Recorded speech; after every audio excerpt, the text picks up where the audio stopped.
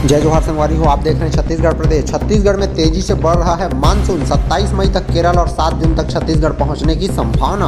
मौसम विभाग ने बताया कि दक्षिण पश्चिम मानसून बंगाल की खाड़ी के कुछ हिस्सों और अंडमान निकोबार द्वीप समूह के अधिकांश भागों से आगे बढ़ रहा है। इसका मतलब है कि पहले से अनुमानित समय पर केरल तट पर पहुँच जाएगा। इसी के साथ देश के मुख्य भूमि पर बरसात की शुरुआत होगी। मौसम विभाग ने पहले बताया था मानसून 27 मई तक केरल तट पर पहुँच जाएगा। ऐसा हुआ तो 7 जून तक छत्तीसगढ़ में मानसून का प्रवेश हो जाएगा।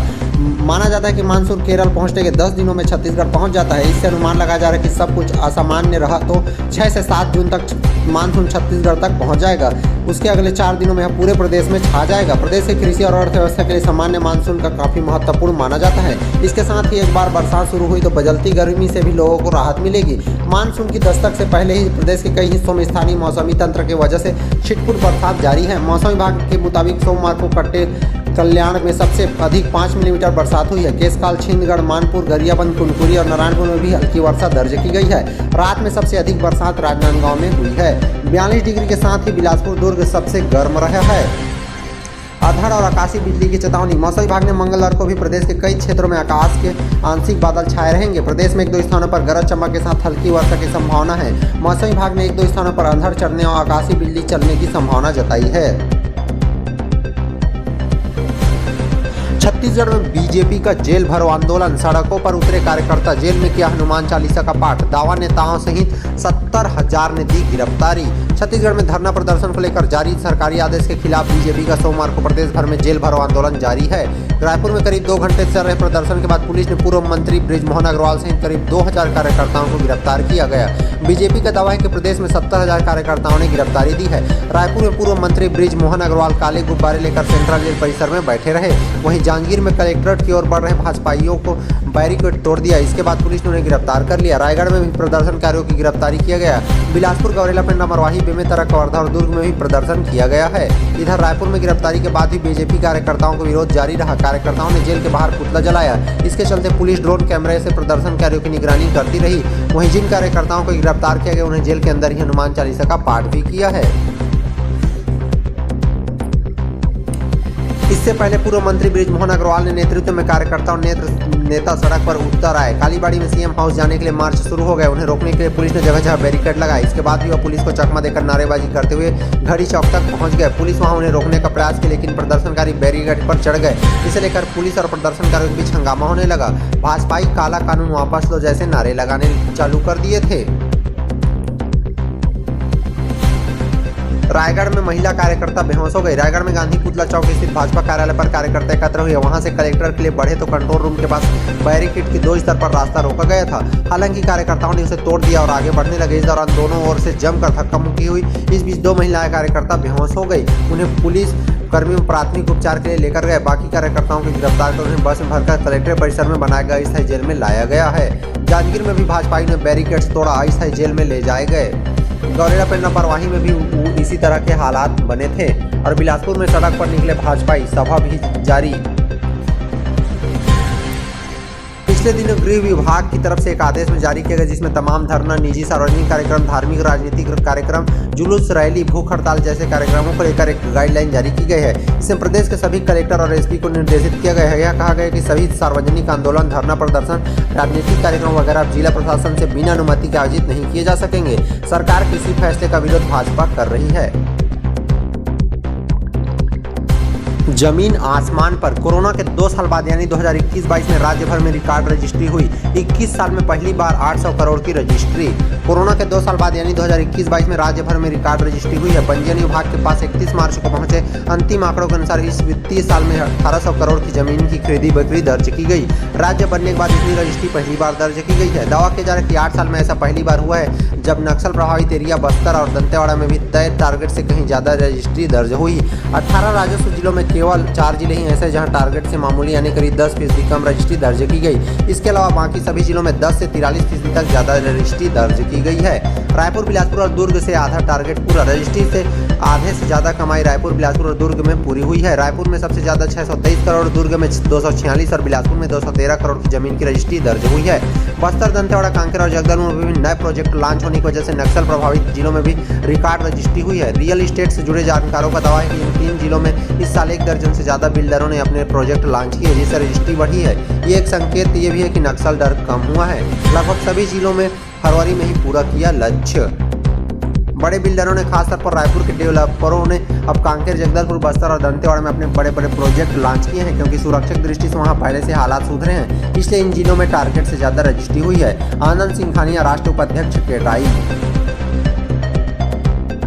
2 ट्रक इस तरह से भिड़े कि धड़ से अलग हुआ ड्राइवर का सिर। लोग प्याज लूटते रहे, दूसरे ने तड़पते हुए तोड़ दिया दम, एक की हालत गंभीर। छत्तीसगढ़ के बेमेतरा में सोमवार तड़के 2 ट्रकों की भिड़ंत में दोनों के ड्राइवरों की मौत हो गई। हादसा इतना जबरदस्त था कि एक ड्राइवर का सिर ही धड़ से अलग हो गया। उसके शव को निकालने के लिए पुलिस को काफी मशक्कत करनी पड़ी। करीब 6 घंटे की जदोजहद के बाद शव बाहर निकाला जा सका। ड्राइवर एमपी का रहने वाला था। हादसे के दौरान लोग प्याज लूटने में लगे रहे। इस दौरान दूसरे ट्रक के ड्राइवर ने तड़पते हुए दम तोड़ दिया। जानकारी के मुताबिक रायपुर से सीमेंट की बोरिया भरकर मध्य प्रदेश जा रहा था। तड़के करीब 5 बजे और नेशनल हाईवे पर ग्राम गुनर बोर्ड के पास पहुंचा था कि अचानक ट्रक के आगे का टायर फट गया। इसके चलते ट्रक अनियंत्रित हो गया और कवर्धा से प्याज लेकर रायपुर जा रहे एक अन्य ट्रक के सामने से भिड़ गया। हादसा इतना जबरदस्त था कि सीमेंट ट्रक के ड्राइवर का सिर धड़ से अलग हो गया और शव अंदर ही फंस गया।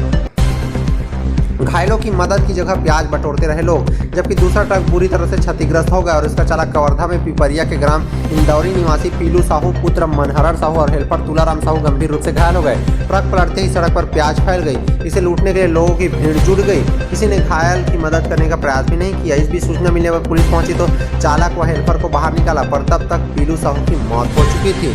हादसे के बाद दूसरे ट्रक में भरे प्याज सड़क पर फैले तो लोग लूटने पहुंच गए। 6 घंटे बाद ट्रक में फंसा शव निकाला जा सका है।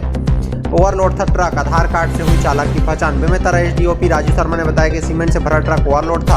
हादसे के बाद चालक का सिर धड़ से अलग होकर वाहन के अंदर चिपक गया था। इसके चलते उसकी पहचान नहीं हो पा रही थी। इसके बाद कपड़ों की तलाशी ली तो उससे आधार कार्ड मिला। उससे पता चला कि 100 एमपी के सिंगरौली में चितरंगी ग्राम पराई निवासी अंजू साकेत 31 वर्ष का पुत्र भागीरथी साकेत का है। फिलहाल उसके परिजनों को सूचना दे दी गई है।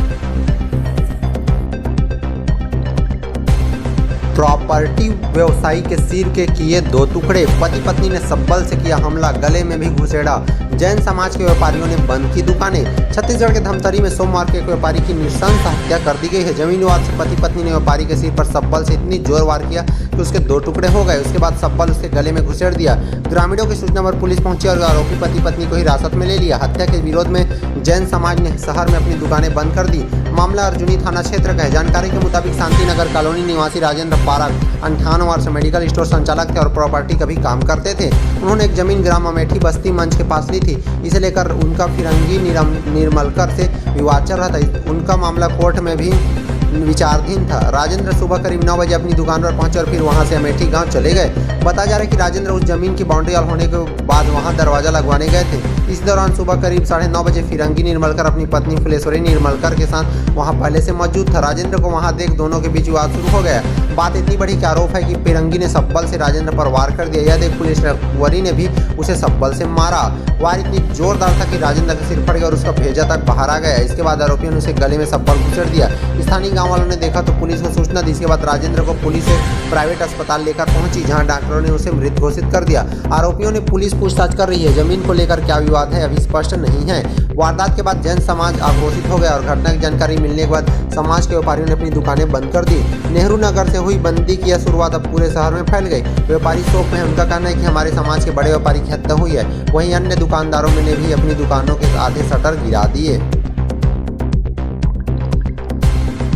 पीडब्ल्यूडी के सभी इंजीनियरों को राजधानी बुलाया गया है। लोक निर्माण मंत्री ने इंजीनियरों से की बात। मंत्री बोले सड़क में गड्ढा नहीं दिखना चाहिए। लोक निर्माण और गृह विभाग के मंत्री ताम्रध्वज साहू ने सोमवार को लोक निर्माण विभाग के कार्यों की समीक्षा की है। इसके लिए प्रदेश भर के सभी सेक्शन के इंजीनियरों को रायपुर बुलाया गया था। दीनदयाल उपाध्याय ऑडिटोरियम में हुई समीक्षा बैठक में दौरान मंत्री ने साफ शब्दों में कहा, बरसात से पहले उन्हें सड़क में गड्ढा नहीं दिखना चाहिए।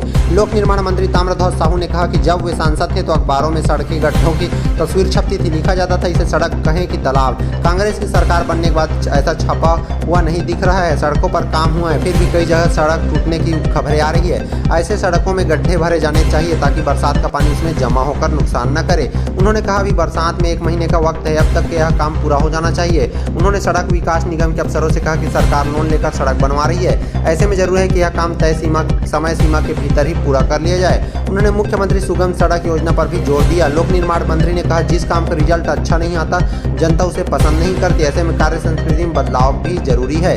समीक्षा बैठक में विभागीय सचिव सिद्धांत कुमार परदेसी ने भी इंजीनियरों के सामने सरकार का लक्ष्य रखा है। संसदीय सचिव ने कहा सड़कों से फर्क नहीं दिखना चाहिए। कार्य संस्कृति में बदलाव की भी बात हुई है। बैठक के बाद लोक निर्माण मंत्री ताम्रध्वज साहू ने कहा यहाँ सचिव और मुख्य अभियंता आदि से चर्चा होती रहती है, नीचे फील्ड में काम करने वाले इंजीनियरों और अफसरों से बात नहीं हो पाती, इसलिए कोशिश थी कि जिलों का दौरा किया तथा तब बातचीत हो पाती थी। कोरोना की वजह से यह ठप पड़ गया था। वर्चुअल बैठक होती रही। आज इस बात पर चर्चा हुई कि काम को और बेहतर तरीके से कैसे किया जा सकता है। उन्होंने कार्य संस्कृति में बदलाव की भी बात की है।